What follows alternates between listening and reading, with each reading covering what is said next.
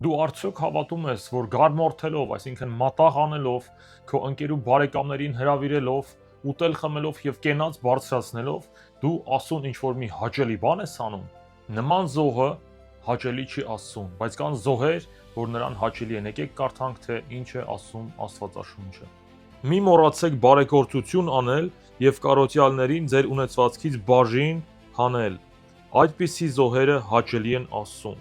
Կարաս առնես գառան միս կամ ցանկացած ուրիշ ինչ-որ սնունդ եւ բաժանես քեզ անծանոթ աղքատ ընտանիքներին։ Միգուցե Հայաստանի գյուղերում շատ կարիքավորներ կան եւ դու կլինես նրանց աղոթքի պատասխանը։ Եվ Առակների գրքում գրված է. աղքատներին ողորմացողը փող է տալիս Տիրոջը եւ նա կհատուցի նրան հասանելիքը։